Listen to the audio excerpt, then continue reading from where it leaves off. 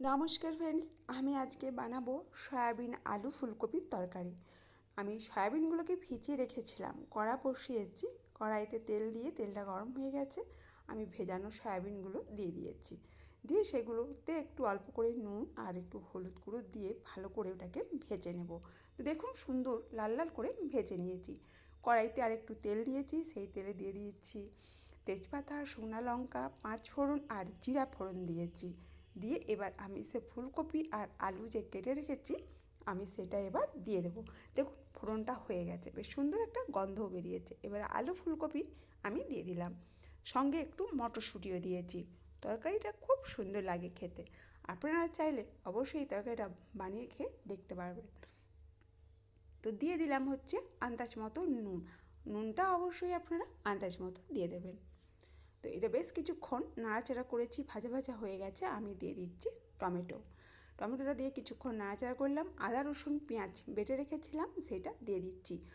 জিরে, লঙ্কা, হলুদ গুঁড়ো দিয়ে ভালো করে মশলাটাকে গুলিয়ে রেখে দিয়েছিলাম জল দিয়ে ভিজিয়ে। তো সেটা আমি দিয়ে দিলাম, দিয়ে এটাকে সুন্দর করে কষিয়ে নেব। আর এর তরকারিটা খেতে খুব সুন্দর হয়। ভিডিওটা যদি আপনাদের ভালো লাগে চ্যানেলটা সাবস্ক্রাইব করবেন, পাশে থাকবেন, লাইক কমেন্ট শেয়ার করবেন। তো দেখুন কষানো হয়ে এসছে প্রায়। আমি এবার হালকা গরম জল করে রেখেছি, আমি সেটা দিয়ে দেব।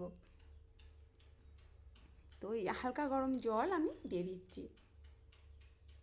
আপনারা যেরকম ঝোল খাবেন অবশ্যই জলটা সেরকম দেবেন। এটা বেশ মাখা মাখা হবে, তাই জন্য বেশি আমি জল দিলাম না। তো দিয়ে দিচ্ছি অল্প করে চিনি। আপনারা যদি চান তো একটু মিষ্টি দিতে পারেন, কারণ তরকারিতে একটু মিষ্টি বেশ ভালো লাগে। তো চাইলে দেবেন, নইলে দেবেন না। তো আমার বেশ ভালোই লাগে তাই দিয়েছি। দেখুন সুন্দরভাবে এটা ফুটে এসেছে, একদম রেডি হয়ে গেছে। নামানোর আগে একটু গরম মশলার গুঁড়ো আমি দিয়ে দিচ্ছি, দিয়ে ধনে পাতাটা দিয়ে দিলাম।